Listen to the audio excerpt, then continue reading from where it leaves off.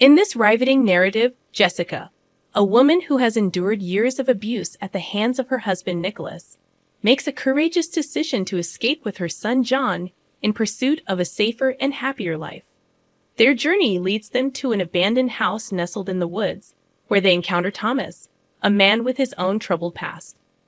As Jessica and Thomas share their harrowing stories, an unspoken bond forms between them, offering hope and protection. Meanwhile, Nicholas, consumed by rage, embarks on a vengeful quest to track down his fleeing wife. This compelling tale promises to delve into themes of survival, the resilience of the human spirit, and the transformative power of newfound love. To stay updated on this gripping exploration, be sure to subscribe to the channel, give us a like, and leave your comments. And now, we enter the next chapter of Jessica's story. Jessica anxiously waited for Nicholas to drive out of the yard before springing into action. She hurriedly entered her son John's room, urging him to prepare for their imminent departure. Tearfully, John questioned their destination, to which Jessica replied with uncertainty. "I don't know yet, John. Just somewhere far away from here."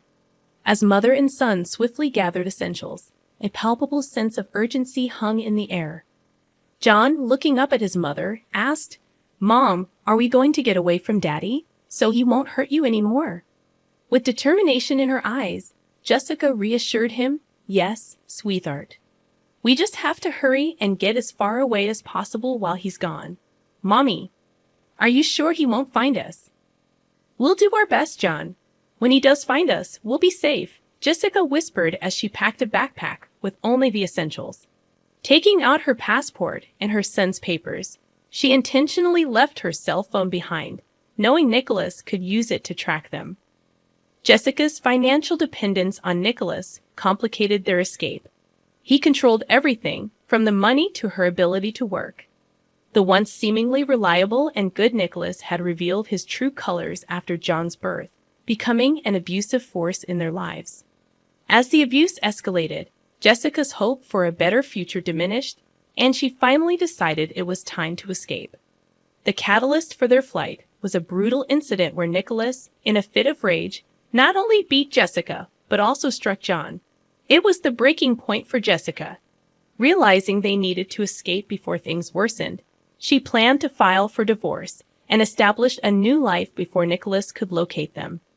As they left the cottage village, Jessica and John walked briskly toward the bus stop. However, at the last moment, Jessica changed her mind, opting to catch the bus elsewhere. As they reached the edge of the forest, memories flooded back of a time they had run through these woods, emerging on the other side of town. An hour later, a significant chapter in their journey awaited them. They boarded the bus, exhausted yet content. Without bothering to check its destination, they traveled a short distance, 4 stops initially, and then a few more. Now, they found themselves at a gazebo-marked stop, surrounded by emptiness. Jessica overheard the bus mentioning that the village wasn't far, a pleasant journey through the woods taking about 15 minutes or a road trip lasting 30 to 40 minutes. Driven by weariness, they moved towards the forest. The need for shelter and rest became apparent. Jessica planned to approach someone for assistance, spend a peaceful night, and then figure out their next steps. However, the forest thickened, growing taller and darker. As dusk approached, Jessica contemplated spending the night in the woods.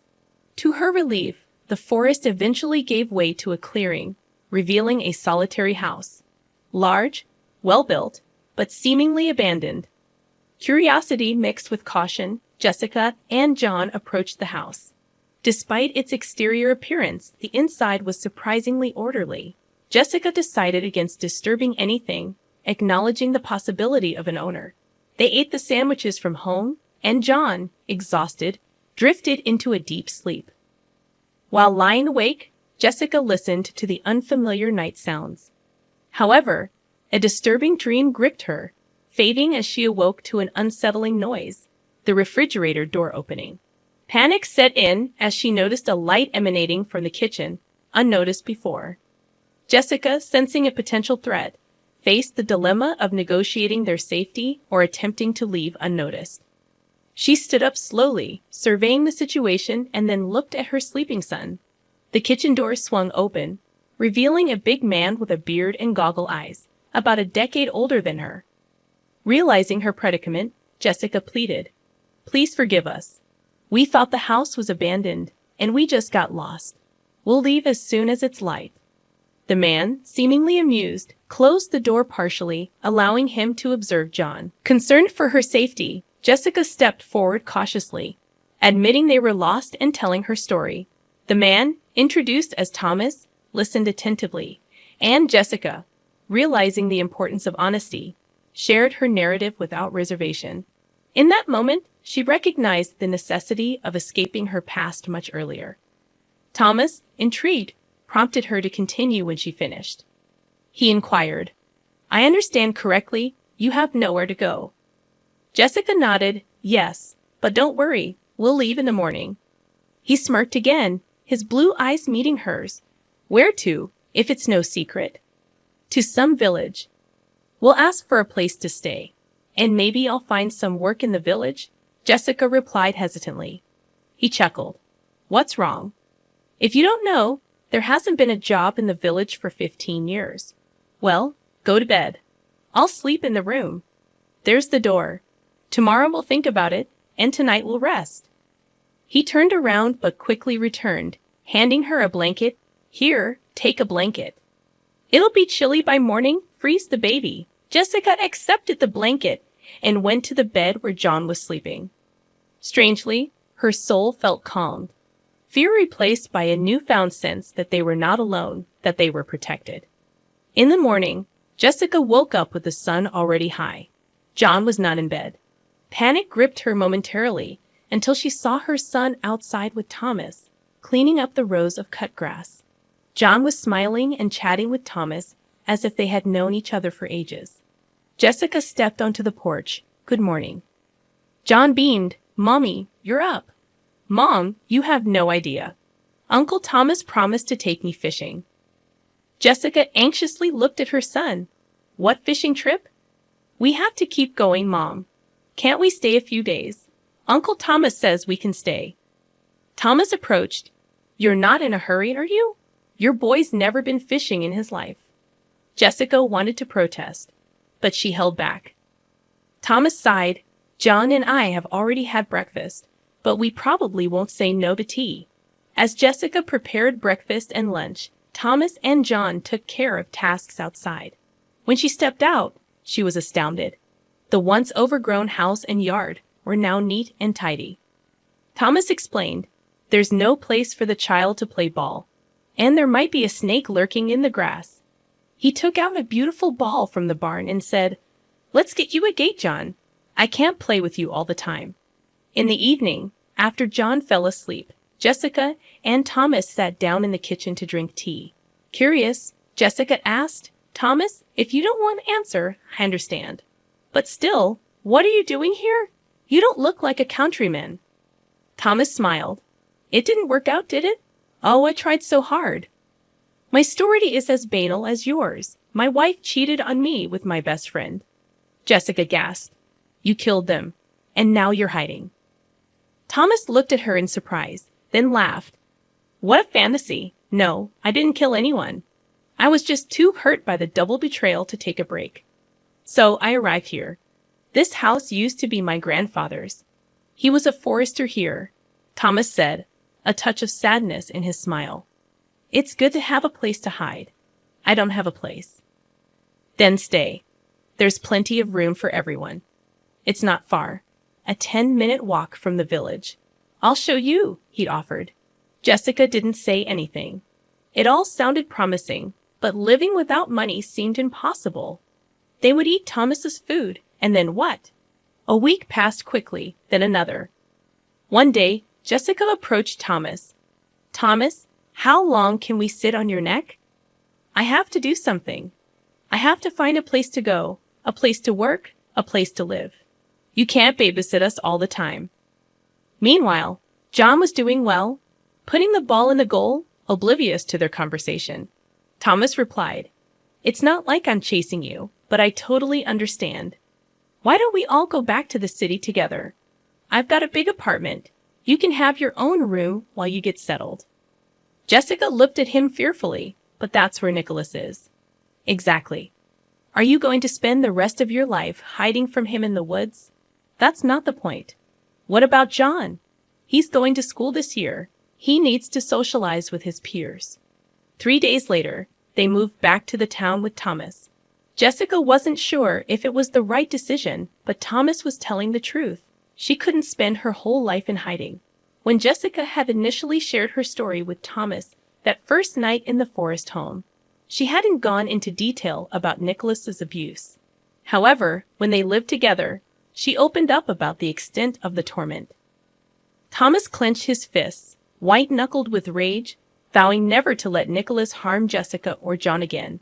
That night, Jessica cried in Thomas's arms, releasing years of humiliation and fear. She felt lighter and calmer, knowing she now had a guardian angel in Thomas.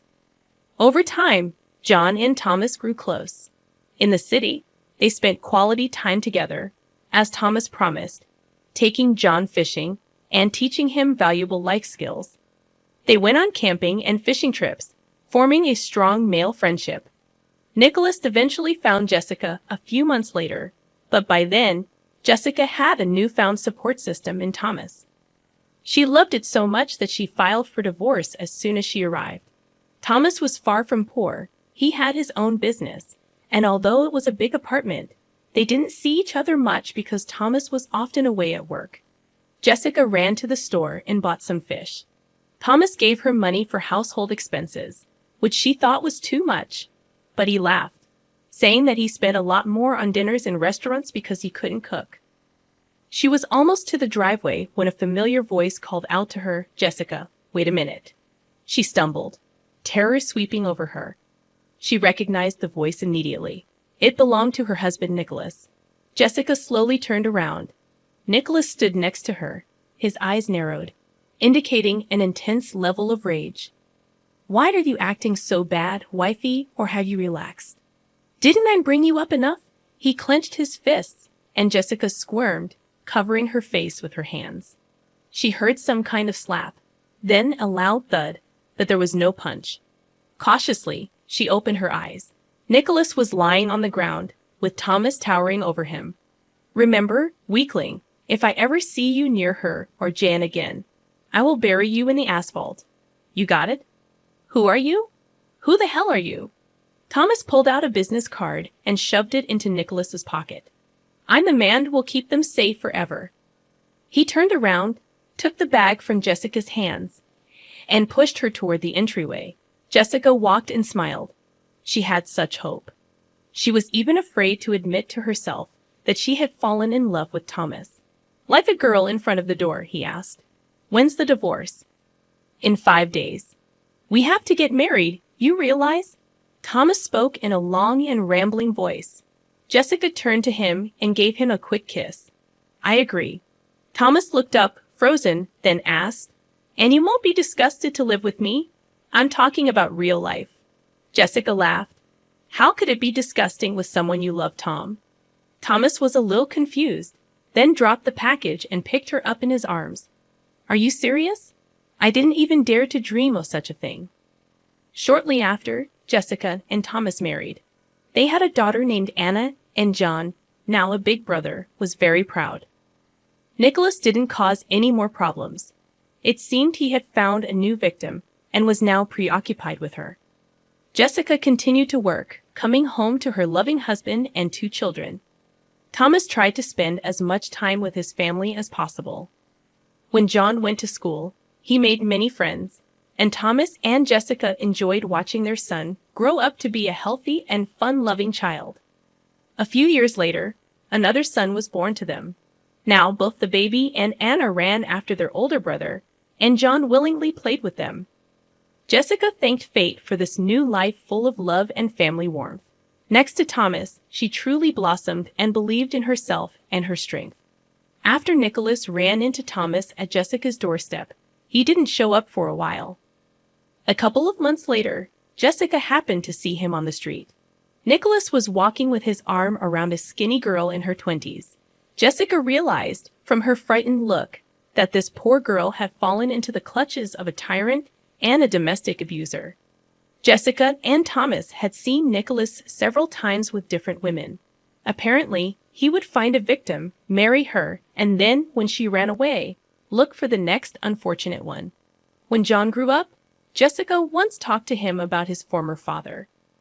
It turned out he tried to get in touch with his son a couple of times, but John stayed away from the guy. He loved his real dad, Thomas. The last time they heard from Nicholas was about 5 years ago. They say he married some rich widow. I guess he got lucky, and now he may not be looking for another victim, but just enjoying life at her expense. After Nicholas married the rich widow, he was happy at first. Finally, life was getting better, no money problems, no need to work, just enjoying himself. However, over time, it turned out that his new spouse was an overbearing, dominant woman who constantly humiliated and insulted Nicholas, forcing him to fulfill humiliating whims. He tolerated all her antics because she made a will in his favor. Therefore, Nicholas hoped to endure and, after her death, get a rich inheritance. For the sake of this, he was ready to bear any humiliation from his own wife. However, in the end, such a life broke Nicholas. He drank himself to sleep, almost lost his mind from constant abuse, and then the widow changed her mind, amending the will and depriving her husband of the right of inheritance. In the end, Nicholas was left with nothing. The cruel, dominant spouse threw him out on the street, taking all his money and property. The boomerang of his misdeeds came back and ruined Nicholas's own life. As John grew older, it was hard for him to realize and believe what his own father, Nicholas, had once done.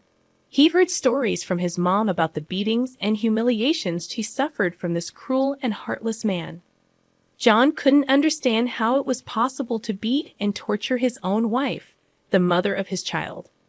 When John was about 12 years old, Jessica carefully told him about the incident when Nicholas had hit him, a little boy, and how he had thrown him to the corner of the room when John had stood up for his mom. Goosebumps ran down John's spine at the realization of that horror and pain. He couldn't believe for a long time that it was his own father doing that. A man who was supposed to love, protect, and defend his family, but instead caused them unbearable suffering. John was truly grateful to fate that he had another man by his side now. His dad, Thomas, sensitive, responsive, and so dear. It was him that John considered a real father and role model. When they were already a happy and friendly family, Jessica suggested that they go together to that abandoned cabin in the woods where they had once found shelter. The whole family happily agreed. They arrived in the woods, found a clearing with a house that looked abandoned as well. Stepping inside, Jessica and Thomas felt nostalgic, remembering their first meeting. For the boys, it was an exciting adventure to spend the night as a family in an old house in the middle of the woods. They listened with delight to their parents' stories about those events, how Mom and Dad met and fell in love. In those days, there was an atmosphere of unity, warmth, and love in the forest. In the evenings, everyone sat around the fire, baked sausages, told stories, and played games. One day, a thunderstorm suddenly began. Heavy clouds covered the sky, a strong wind blew, and then there was a real hurricane. It seemed that the old house was about to collapse from the gusts of wind. Thunder rumbled, lightning flashed. The children huddled fearfully around their parents, but Thomas was not confused. He calmed everyone down and took them to the safest room in the house. Then he boarded up the windows and doors to keep the drafts out. When the storm subsided a little, Thomas lit the fireplace, and the house became cozy. Thomas got chocolate, marshmallows, and flashlights out of his backpack.